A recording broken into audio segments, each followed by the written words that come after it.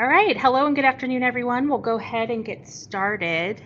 Welcome to the webinar, More Than, #Motivation Monday, motivating your team any day of the week. My name is Courtney Brown, and I'm the Southeast Regional Coordinator from the Indiana State Library's Professional Development Office. I'll be the host and question moderator today. Our presenter this afternoon is Dr. Rachel Rubin, Director of Library and Information Services at Capital University in Columbus, Ohio. I'd like to start off the webinar with a few announcements. To register for other webinars or other trainings available from the Professional Development Office, please see the Indiana State Library's events calendar, which can be found on our website at www.in.gov/library. For a full list of our current in-person training menu, please see our continuing education website. The Indiana State Library has many ways we try to stay connected to library staff across the state. For weekly updates on upcoming trainings and to learn more about what's happening across the state, please subscribe to our weekly e-newsletter, The Wednesday Word. We also offer a blog which provides information about the Indiana State Collection, interview spotlights on library staff from across the state, and information about upcoming events at the Indiana State Library. If you have a question, just type it at in the chat box there on the upper left side of the screen. I'll be watching and I'll get your question to Dr. Rubin as soon as there is a good opportunity, and she should be kind of looking at that as well. So we'll have plenty of time for questions. The session is about an hour, so you'll get one LEU for today. After the presentation is ended, please stay logged in to download your LEU. I'll also be posting a link to a survey about the presentation, so please fill that out and let us know how we're doing. So again, please stay logged in at the end of the presentation for access to your LEU. If you're watching an archived recording of this webinar, instructions on how to obtain your LEU are in the video's description on YouTube. If at any point during the webinar you experience any sound issues, please see the sound issues box just below the chat box on the left side of the screen. If there's a global sound issue, we will announce it in the chat box. If you're unable to resolve the sound issues you're experiencing, we are recording this meeting and you can watch it online after the meeting has ended. So again, if there's a global sound issue, we will make an announcement in the chat box. So now I will turn the presentation over to Dr. Rubin. Hi, everyone. Thank you for joining us this afternoon for More Than Motivation Monday, how to motivate your team every day. If you have any trouble hearing me, just make a note in the chat box. Oops, now I gotta figure out how to advance. We're advanced. So I like to start all of my presentations with a little bit of information about who I am and how I got here, because I always wonder, who are these people who think they can tell me about whatever it is that they're about to tell me about? So I got my undergraduate degree in English, probably like many of you, from Carleton College. And I started library school straight out of undergrad. I went to Kent State, and then I became a public librarian. I was an adult services librarian. I moved into management at Columbus Metropolitan Library, so a large urban library. I then went back to my first library, which is a three-branch suburban library called Worthington Libraries. And I was their branch manager of their main location. So I had about 55 employees, multiple departments, and I realized that I really liked this management thing. And so I'm sure many of you are branch managers or supervisors, and I'm sure you have a ton of spare time. Ha ha ha. So with all that spare time, I thought, gee, I should go get a PhD now. So while I was a branch manager at Worthington, I started a PhD program at Simmons College in Managerial Leadership in the Information Professions, which is a real thing. We just call it MLIP because we're librarians and we like acronyms. But what I studied there was organizational behavior, and my dissertation is on something called organizational citizenship, which is an internal helping behavior. And some of you may have seen my presentation or attended the webinar last year that I did on organizational citizenship behavior. But I spent a lot of time in practice and in study thinking about the ways that people interact in organizations, and particularly the importance of the supervisor. And what are the behaviors and actions that supervisors can take to help their employees perform at their highest level and feel respected and supported. So that's sort of my educational background when it comes to motivation and employee behaviors. So while I was finishing my dissertation, I became a public library director, and I was the director at Bexley Public Library for 7 years. So I spent 7 years there, and then I thought, well, gee, it's time for something new. So I became an academic library director. So I'd gotten my Ph.D. at that point. I've been here at Capital University for about 2 years, and I'm leaving. I'm actually going to the University of Pittsburgh. So the email, I don't know my new email address, so the email address at the end that you are more than welcome to use to contact me is still Capital, but I'll make sure that Courtney has my new contact information. I'm happy to answer questions after the presentation. And all of that is what brings me here to you on the internet. Okay, so one of the things that I like to do is find out a little bit about the participants. So here's our first question related to the presentation today. Why do you work? And this is not a trick question. So just answer the question, why do you work, in the chat box?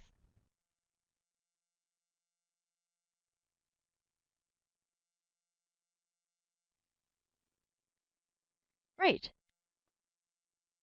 Money, satisfaction, paying bills.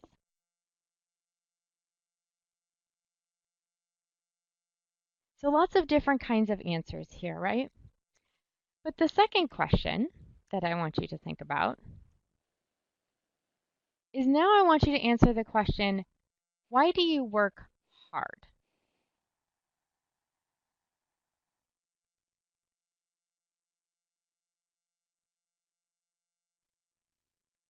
And what you're likely to see that's happening as we look at this chat box is that the real answer, so we have one, to get a better job and more money. Most of the ones at the top were about needing to survive, right? We must work. Most of us must work because we need an income. We need something to do.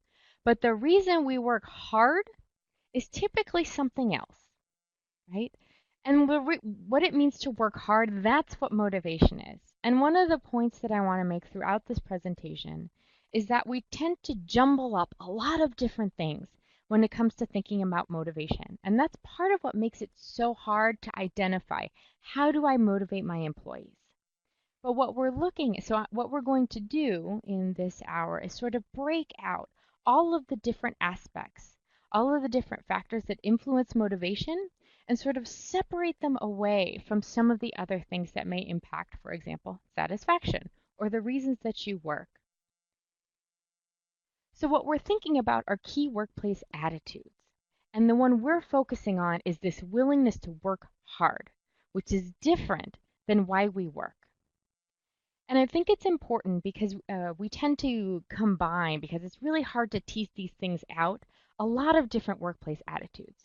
So we're looking again at the willingness to work hard and what are the factors, what are the levers we can pull in order to influence this.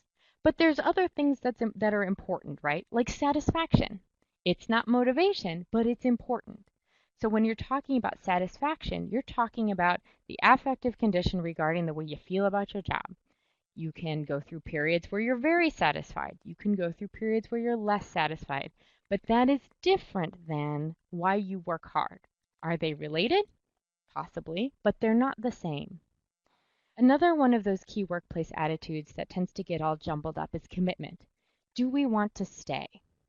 So you can start seeing the interplay with this if you take someone like, let's say you have an employee who's been at a workplace a very long time.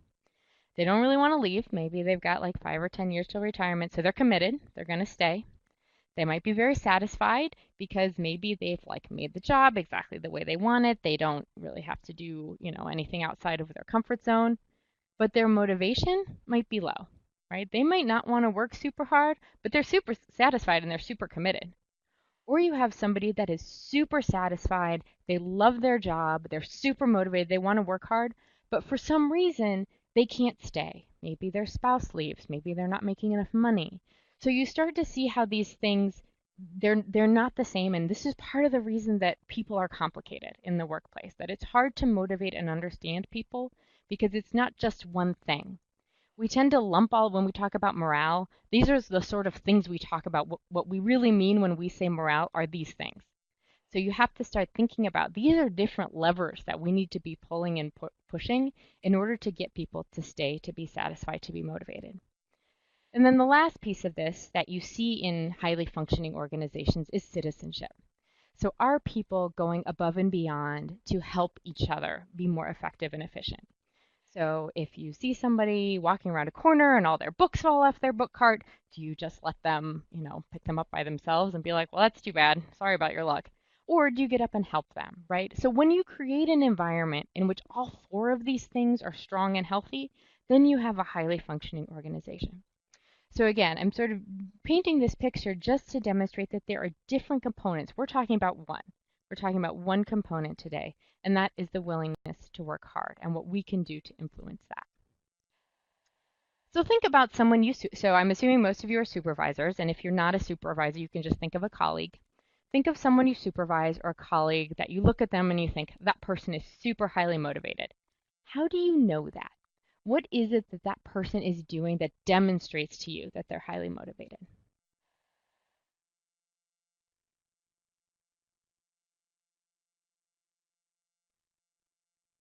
Mm-hmm. Go above and beyond, autonomy. I love that. Taking care of things when no one's looking, jumping in, getting things done. They're engaged, they do more. And so the point of this question is to demonstrate that you can see motivation.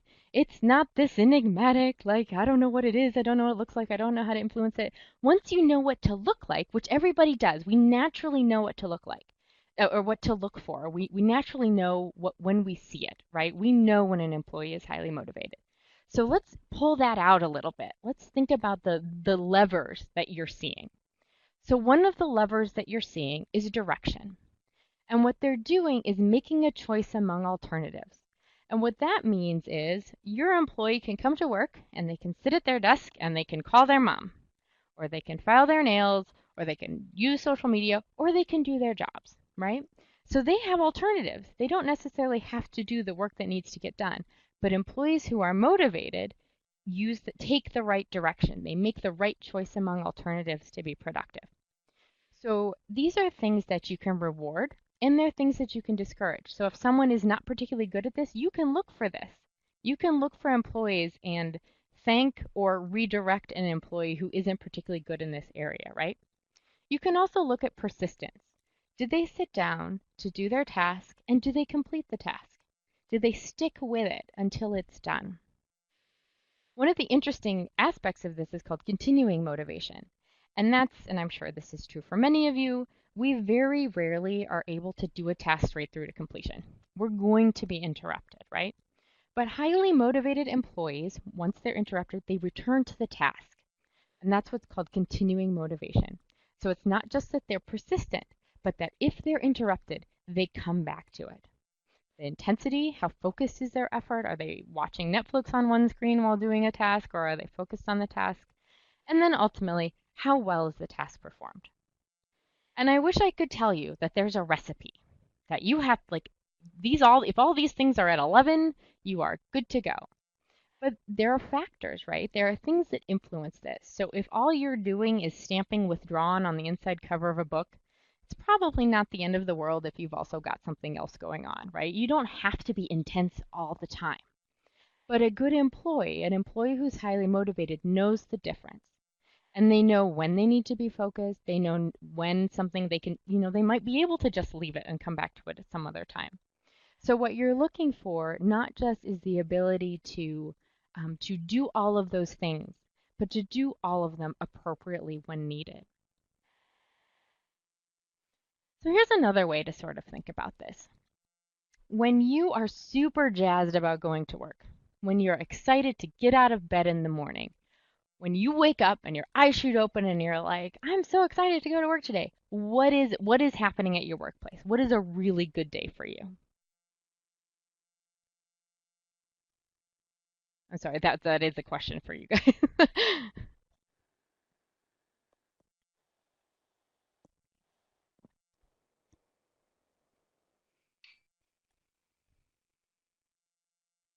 Something fun, ordering books.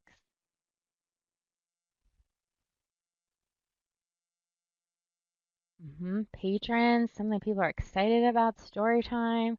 Oh, that's a new challenge, creativity. Ooh, new technology. Ooh, this is great. Checking a lot of things off my list. Yes, to-do list. Everybody likes to like put that little check mark, right? So I hope what you're noticing as people are typing what it is that makes them excited to go to work, we've got a pretty broad variety of things. And the reality is everybody's different, right? Something is going to be different for most people who work in the library. And one of the ways to think about this is your oh gosh, I've lost the word. At any rate, the thing that gets you out of bed. McClelland had a theory, I think Roger McClelland, about that there are people fall into three different categories.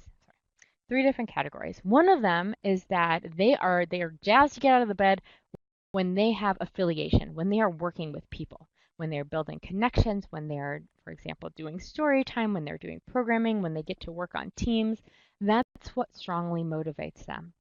Other people are task oriented. They love checkboxes. They love doing the work. They want to get it all done. Like what gets them out of the bed in the morning is like, I know I'm going to go through my whole list today and I'm going to leave and everything is going to be off my desk and it's going to be awesome. And then there are another set of people who are motivated by power. And that has sort of ominous overtones, but um, uh, not power as in the like, I'm going to stand over you with this stick and tell you what to do, but, but that you want to arrange people and organizational resources in such a way so that the organization is effective.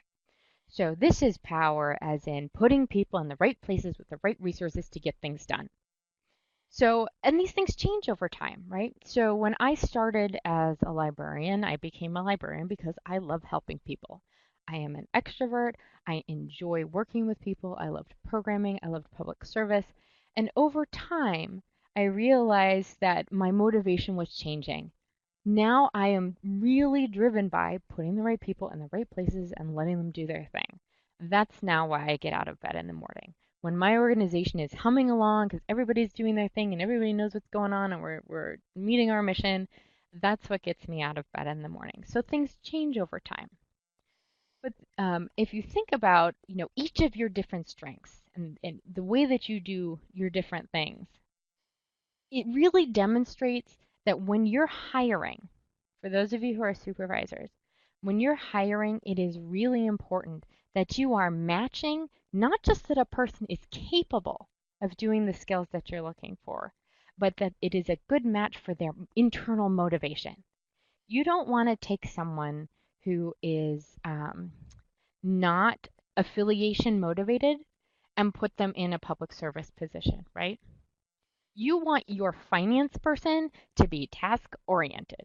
You want them to want to come to work every day and check off all their boxes and be really detail oriented, right? You want your catalogers to be that way. You want your managers to be driven by a desire to put people in the right places at the right time to get things done. So when we think about hiring, we're not just looking at what most of people who work in libraries are smart. Library folks are smart people. They are probably capable of doing almost every job in the library. But will they be motivated? Will they work hard if that match isn't there? So there's the parable, the bricklayer parable. Like what is it that you go up? There's three bricklayers, and one says, what are you doing? And one says, I'm laying bricks. And then the next one says, I'm building a wall. And then the third one says, I'm building a cathedral. And the basic premise of that is like you want to hire the people who are building the cathedral, who see the big picture and see themselves as a part of the big picture, and that's what's driving them. But if you think about it, you really kind of also want people that are totally jazzed about laying bricks. Like if you want a nice mix of folks, and you want them to know what their contribution is to the organization. But if you want a shelver, and if you want a shelver who's going to stick around for a while and be mentor to new shelvers and all of that, you don't want somebody that is probably not like power motivated if they're a shelver, right? And you want them to stay. It is totally fine to hire people who just want to be shelvers. right? It's totally fine, which is not to say you want all of your folks in every department to be the same, because you have to have variety, you have to have growth. But it is okay for people just to want to do what it is they want to do. Because people aren't easy, right? So, and they change over time. So even if you have the best staff ever and you've got them doing what they want to do, they're going to be different and they're going to need new challenges and they're going to need new things. So when it comes to the challenges you face when you try to motivate your team, what are your biggest challenges?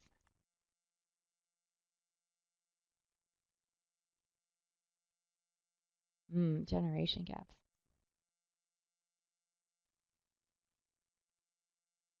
hmm Bad apples. Because we don't always get to choose, right? Sometimes we get to hire the people that we'd like to hire. View the job as a paycheck. hmm And for some of these folks, remember, and this is something that's always difficult, for some of these folks, they might not be in a position that fulfills one of their driving motivators. And as a supervisor, you can try to be wonder people and we can do so much to help create environments where people feel satisfied, but sometimes people just aren't in a good match. And so that's also something that having conversations with folks about what drives them, you can either help adapt to the role that they're in, or it's possible that there just isn't a role that is going to motivate them. So you can't always motivate everyone in every situation. So you should let yourself off the hook a little bit.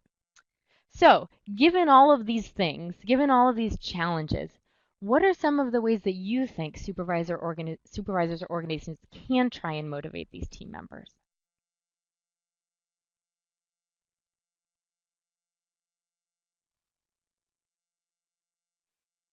hmm Listen to them, encouragement, involve in decision making, great suggestion. Mentors and training.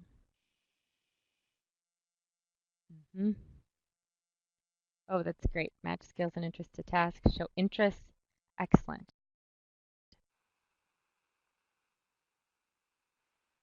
So what you're getting at here is something again that we tend to combine. It's really easy to combine things. So sometimes people will say, pay them more money or, give them some sort of reward for their work.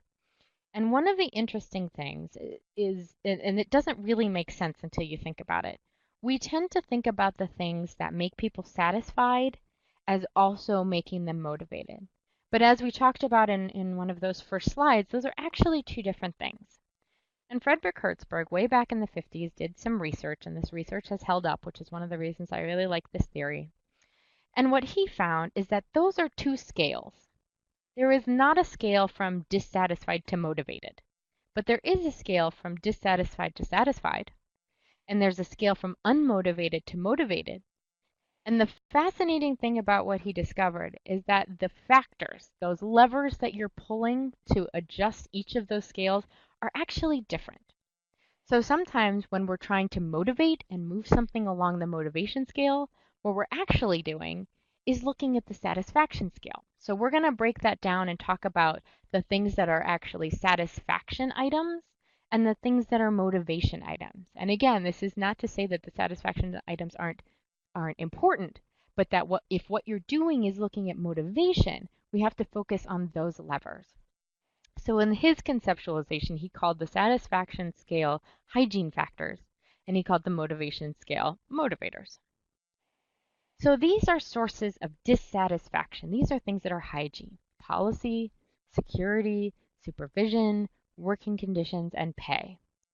So we often conflate pay with motivation. And unless you're very careful about the way that it's done, what pay does is increase and decrease satisfaction. It doesn't mean that someone is going to be more or less motivated necessarily, although those things are related, right? But when you think about like what gets you out of bed in the morning, you don't get out of bed and say, I'm so excited to go to work because my organization has amazing policies. I'm jazzed, right? And you also probably don't say, I make a fair living wage. I'm going to work hard. So you can see how these things can make people unhappy. They can make them dissatisfied. They can certainly impact their work performance. They can certainly impact whether or not they're going to be committed to the organization. But they may not and probably won't influence whether you're going to work hard on any given day at work. Unlike these factors which he found to actually be motivators. So you have all listed many of these already. So variety and challenge. People like goals that are specific, that are challenging, they get them to grow and learn new things.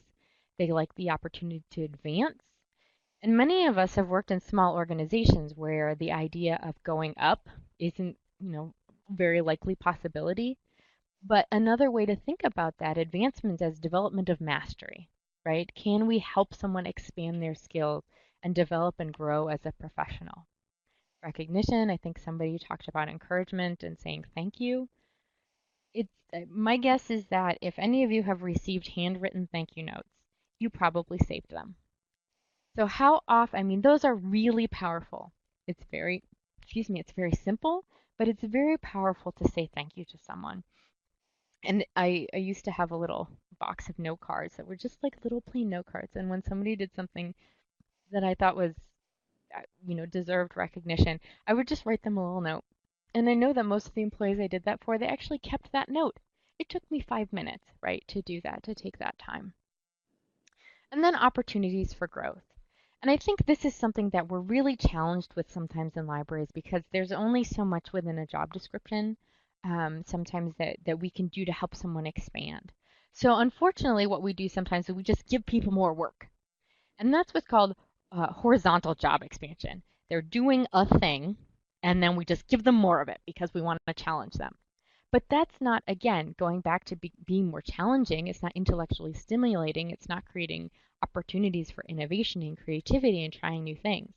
So what can we do within any given job where we want to help someone be motivated, where we can give them vertical expansion? How do we give them new challenges within the job instead of just piling on activities, tasks, things to do that are at the same level? And we can break that down a little bit more in terms of thinking about the tasks themselves and making sure that folks are feeling both autonomy and responsibility for the work that they're doing. So one of those things is looking at task identity, where they are completing the task from beginning to end, or that we're making sure that they understand that their task has a significant impact on others. And that's something that, especially with folks who are like pages and shelvers and doing things that are behind the scenes work, the folks who are out in the front lines, we feel a lot of that feel good thank you from the patrons a lot, right? We get to see what we're doing in action. But we have a whole group of really important people doing work that may or may not be acknowledged by the public or may not be regularly acknowledged in the way that we thank our teams. And so I think it's really important to help everyone feel like, they don't have to want to build the cathedral, but they should know that it's there, right? Every job that happens in a library is important. We cannot do the work that we do without everyone who is doing that work. So I think it's important to keep reminding people of that and finding ways to acknowledge and thank them for that work. Task interdependence, again, nothing happens without everybody doing their job. So helping to remind people and illustrate that the work that they do enables others to do their work is important. And lastly, that task variety. So can we get people to be trying different things and giving them those challenges and expanding their work? So at the end of the day, what we're doing is trying to help people be motivated by the job itself. We can talk about things that we can do as supervisors or as directors or leaders to help create an environment in which people feel motivated. But at the end of the day, if a person is not motivated by the work itself, they're probably not going to be motivated. So ways to, again, bring it back to the job itself, making those goals and values clear, making those tasks interesting, and ultimately, because we're often small and very busy, we don't always take the time to orient and train. And that's something we'll talk about again a little bit later, the importance of finding ways to motivate even at the beginning. We have to think about this as something that happens throughout the course of someone's work experience, creating those challenging goals, and then social bonds. Because again, many of us in libraries are affiliation oriented, right? We need to be around other people. Many of us won't stay, and it bears out across um, different job types, is that if you have to have a friend at work. You don't have to, but most people are more committed and more engaged in their organizations when they feel like they have created social bonds at work. So nobody mentioned this in the chat, which I think is great, but sometimes we think about rewards as motivators, right? So how can I reward someone um, in order to get them to work harder? So again, at the end of the day, you want to make the job be the source of that motivation. But is there anything we can do that's external to the job itself?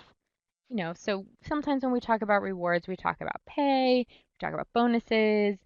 Can we provide opportunities to develop relationships? Can we provide opportunities to move up? Can we provide job security? Those aren't coming from the work itself, but there's sort of extra things that we can do to help create a sense of motivation. And then there's the intrinsic rewards, again, about the job itself. And these are the things that you all said, um, when you were talking about like why you get up in the morning, right? So can you use those extrinsic rewards? Can you use bonuses or other things to help people be motivated? You can, but it's hard. The things that aren't tied to the job. So for example, if you get to the end of the year, sometimes we think about like cost of living increases or increases in pay. Some people have like a scale where if you do this kind of performance, you get this percent, and you do better performance, you get a larger percent. But if you think about if that's ever happened to you, if you've ever gotten this sort of increase at the end of the year, do you get it and do you think, I'm going to work harder next year because I got a bump in pay for the last year? Probably not, because you've earned that, right? So when you have backwards facing rewards, if you have backwards facing rewards, it doesn't necessarily mean that you're going to influence someone going into the future. So the focus has to be on the future, not on the past. So one of the ways to do this, and I don't mean this in any way to be sort of a weird example, but if you think about your dog, if you have a dog, and you want the dog to know that they've done a good thing and you want them to do it again, do you wait 20 minutes to give them the treat? You don't. The problem with many of the rewards that we've set up in libraries is that they're not in any way proximate to the thing that's been done. If you have someone that does a really great program and you don't write them a thank you note until like 6 months later, that thank you is no longer really attached to doing the great program. So if you're going to set up external rewards, a mug, a lunch, a gift card, whatever it is that you're doing, it has to be tied to the thing itself, right? You did this performance. I'm going to reward you for this performance. And that's the way that you can start tying rewards to motivation. But that's hard, right? It's almost easier to look at the job itself and the ways that you can grow and expand and encourage someone within a position than it is to try to make the psychological link between an external reward, an extrinsic reward, and motivating into the future. Absolutely, you can thank people for the work that's done in the past. Absolutely, you should reward them for the things that have happened in the past. But again, if the point you're trying to make, if the needle you're trying to move is motivation, that's a different set of levers. So here's the other thing.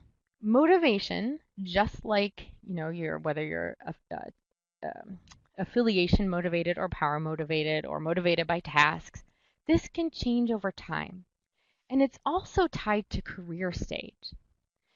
But I think one of the issues that happens is that when we either hire folks or we inherit them, we sort of we let them go until there's an issue, right? So when we start to think about the way that we create structure around supporting our employees, we have to think about creating structure not just for each position, but in terms of career stage.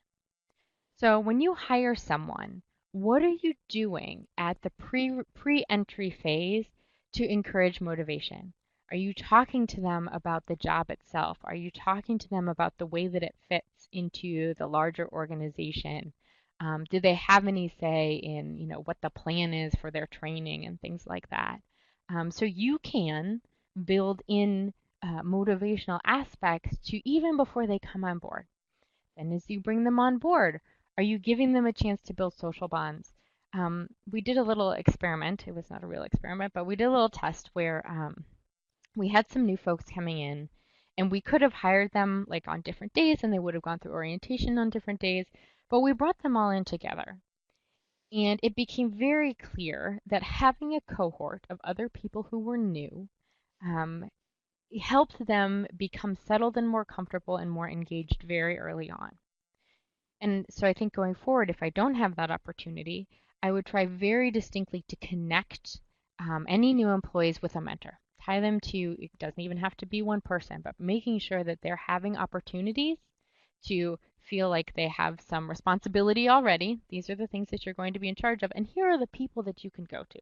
Here's your group of people at work. Career development, so these are your folks who've been there a while, making sure that they have those opportunities for growth, advancement, that vertical job loading, and then acknowledging when they get really good at someone, how often do we thank people or how often do we say, I've seen you grow and develop and I'm really proud of you for putting in the work to do that.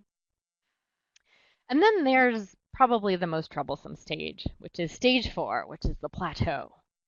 So they're kind of moving up, they've moved through these things, and we all know someone who is just, they're kind of tapped out, right? They're entrenched, they're at the top of the plateau, they don't want to go anywhere, they just want to stay. And so while there are, you can see under the entrenchment line, there are some things you can do to focus on this. You can turn them into a mentor.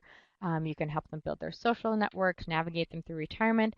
But this is the group that's hard, right? This, I think you may or may not agree, but this is often the group that is most difficult to motivate. They're usually those folks who are very committed, pretty satisfied, but maybe not so motivated. So what do we do with them?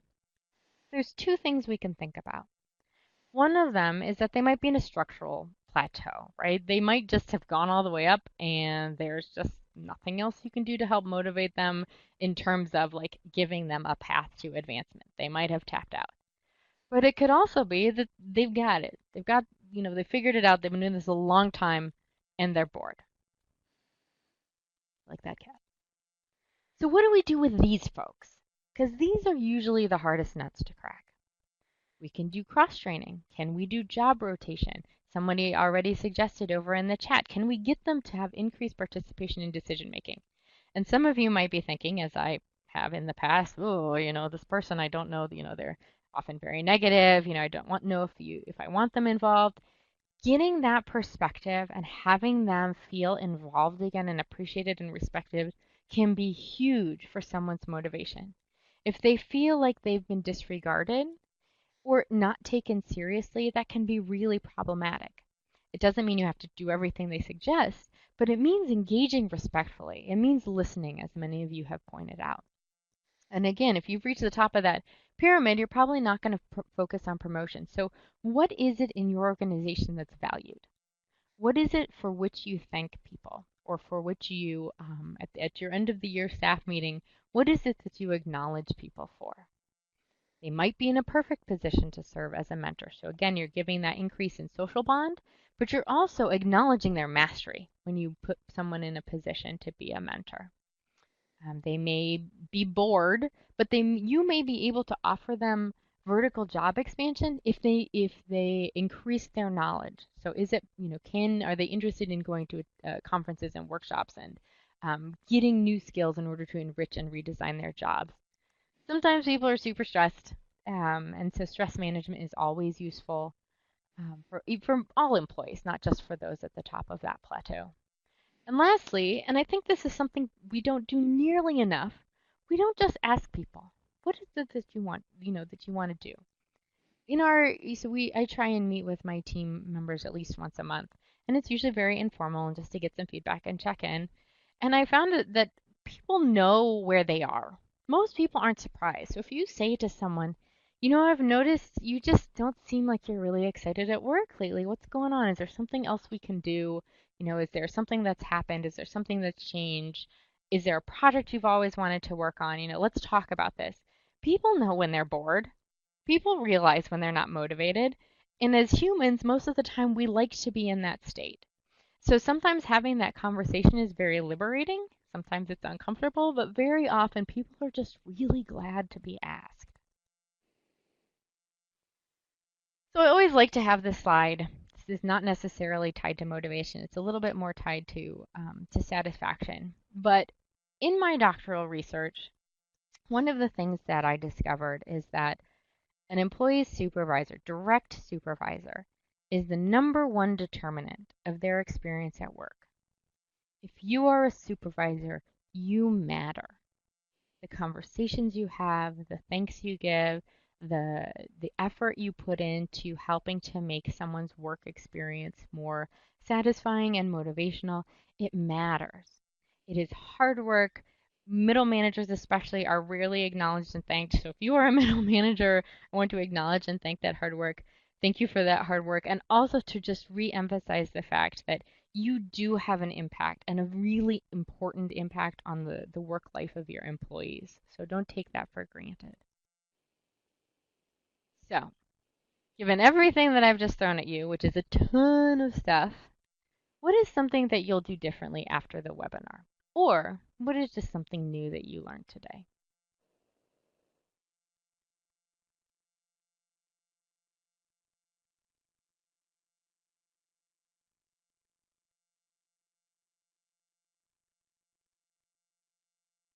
We should have like little music to play while people are typing. This is my favorite part because I love seeing, yeah, talking to people always seems scary, but it's so meaningful to people, especially people who have felt disenfranchised.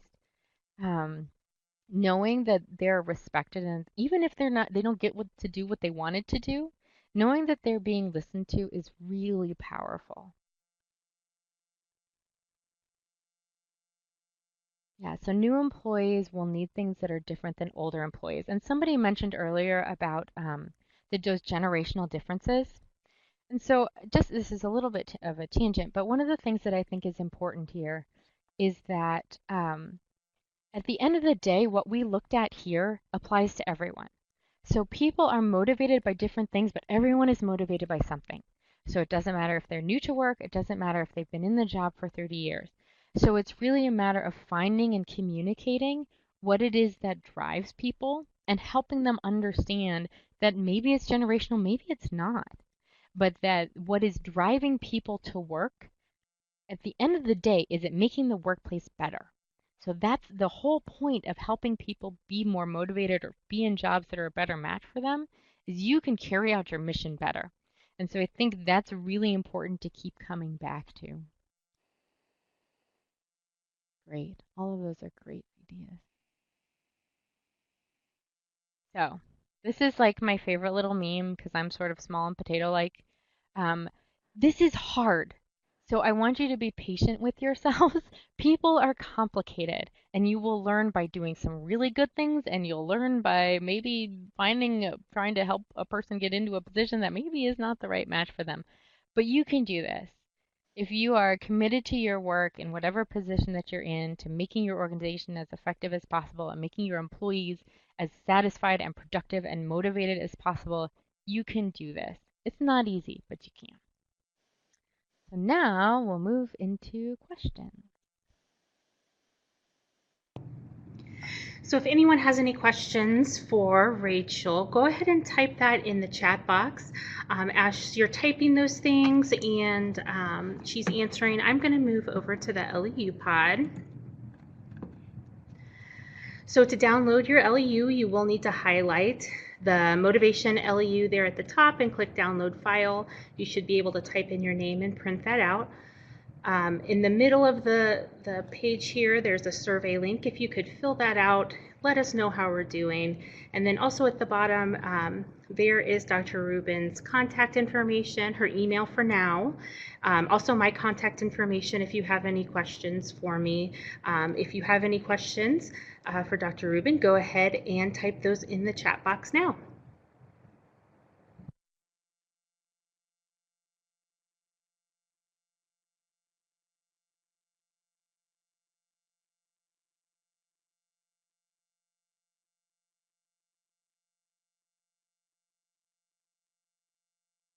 And again, I'm always happy if you want to marinate on this or if you have questions at any time, I'm always happy to answer them. So you can always feel free to email me anytime after the presentation as well.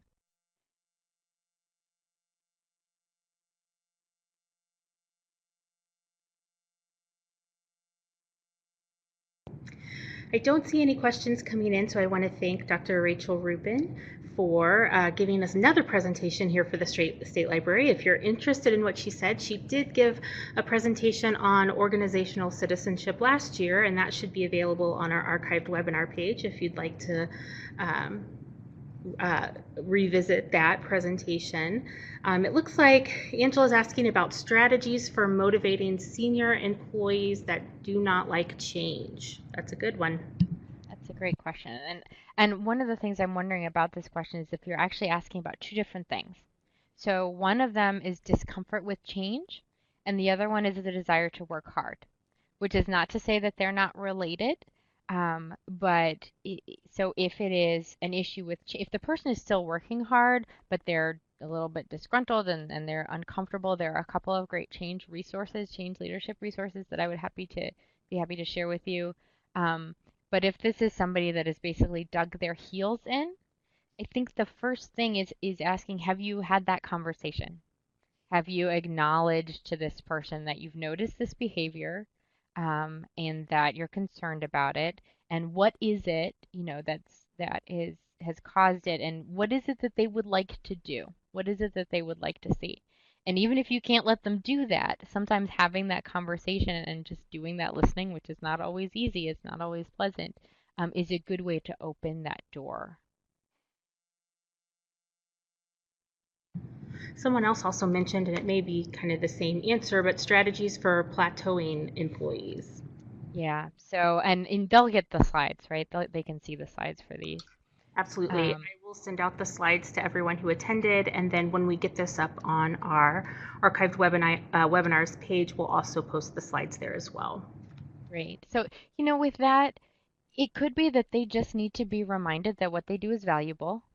Right. So sometimes people just need to be reminded and encouraged and sort of reset, and then they're okay. But you're going to have some folks that cannot be motivated, right, by where you need to go. And that hopefully that's the tail end. You've got your sort of bell curve of employees who are way out in the front and you're sort of, middle of the road. Then you've got folks at the tail end, your negative Nelly. It's not okay, right? So you do what you can do. So have those conversations, see if you can remotivate them. But at the end of the day, you're still talking about expectations that can't be met. Your goal there is to make the library successful. And if somebody is not helping you make the library successful, then that's the not fun part of being a supervisor because you have to have those difficult conversations. So you can take your negative Nelly and you can say, tell me what's going on. This is not productive. I need you to explain to me why you have done X, Y, or Z. Can you share with me what your feelings are here, what you're thinking?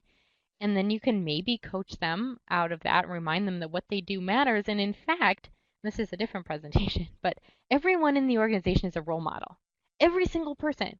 So when you bring new people into your organization, who are they looking to? They have the potential to be looking to this person for how the way we are. This is the way we are. That's a big responsibility, and it's this person's as much as anyone else's to build the organization that they want to see. So you can have those conversations. And they'll either get it or they won't. And when they don't is when it gets a little bit more difficult. So you can't always win.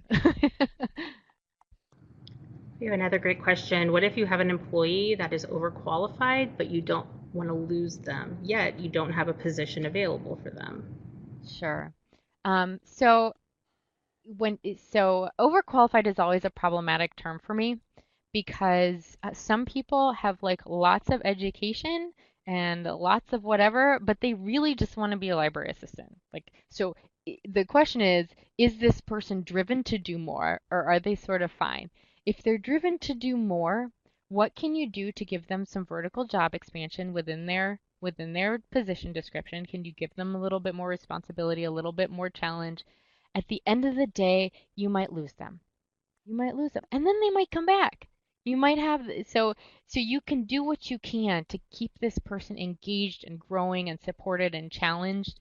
Um, but if what is driving them is promotion for whatever reason, whether it's money or the title or the experience, you may or may not be able to fulfill that for them. And that's one of the most difficult things, especially being in most public libraries, we can't always create the positions for the people who are amazing. But if they go somewhere else, they might come back because they felt so supported. They know that they want to work in your organization. We Young had some, employees that seem, oh, go I'm ahead. sorry. I had someone who asked about strategies for young employees that seem complacent and okay doing the minimum. I think that can be such a tricky question because sometimes they don't know what it means to be a professional. Sometimes our new employees come in. Right now I'm in a college. We have college students who work at the desk. They have no idea what's expected of them for being a professional. So I think part of it is having that conversation and saying, here are some things that I notice that are going to be, as I know you want to do X, Y, or Z in your career. Here are some of the things that I'm noticing they're a little bit troublesome. Another approach you can take, and this was something that someone did for me very early on. They said, because I was new in an organization and I'd sort of like, I don't know how, but somehow latched on to one of those sort of negative Nellies.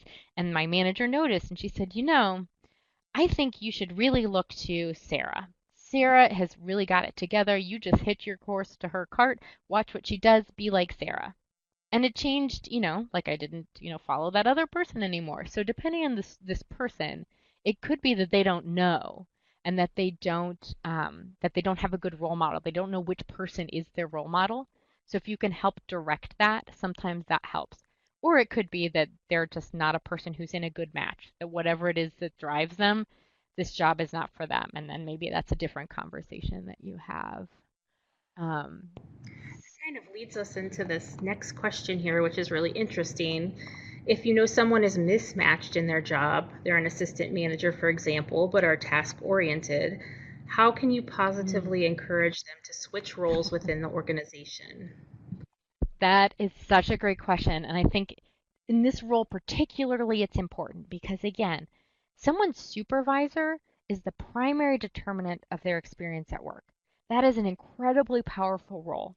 So if you don't have someone that has either affiliation or power as their, real drivers, it's going to impact everyone under them. So that's really important. And so what I'm wondering is, um, I think people tend to think about role switching, especially not voluntary role switching, as punishment or demotion. Um, but, I would want, is this person enjoying their job? Do they like it because it's a power position? Do they like it because they think they're doing a good job? Are they actually not particularly happy? So I would wonder if there is another job, so this person like loves their checkboxes. If there's another position where they would get that and not feel like they've lost, I think that's the ideal. Sometimes they'll feel like they're losing something if they get moved, but if there's a way to position it like, we see your strengths are X, Y, and Z. We have this position over here. We would love to have you use those strengths. Oops, my computer just went to sleep, so I've lost you. Um, Move you over into this new position.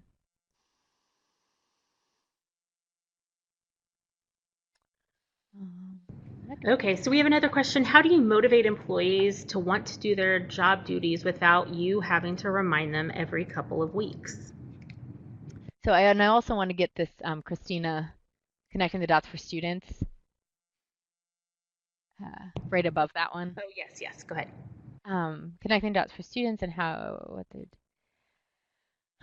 Um, so again, with students, I don't, you often have to really draw it out for them. And so if you're in a college setting, I'm not sure what kind of environment you're in, there's a program called the Iowa Grow program out of the University of Iowa. And they have developed an entire methodology for giving feedback to students and helping them build those connections. Some of it is free, so you can actually go, and it would probably work just fine with high school students in your public library. So if you look up Iowa Grow, you can see sort of how they're asking those questions. Um, but I think it's also in your feedback, because we know that feedback is motivating to people. In your feedback to people, you can help really articulate that and make it very clear.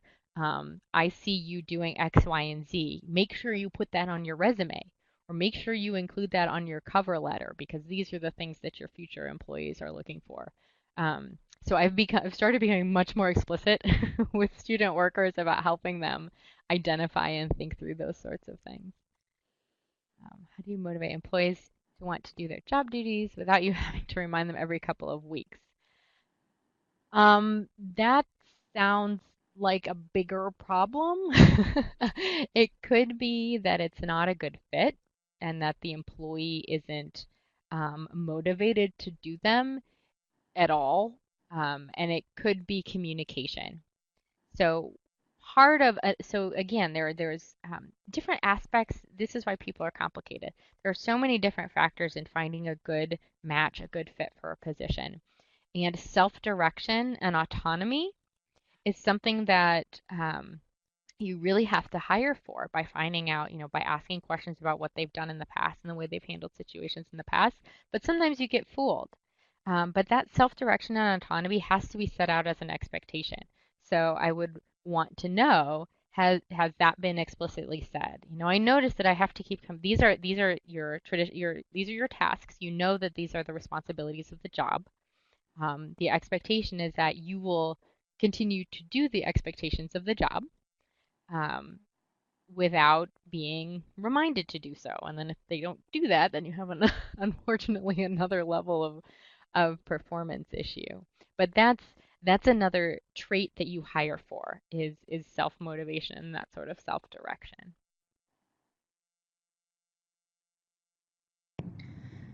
Great, thank you. If you have any more questions for Dr. Rubin, go ahead and type those in the chat box. We have about 3 more minutes left, so we'll kind of hang here in the Adobe room if any other questions come in.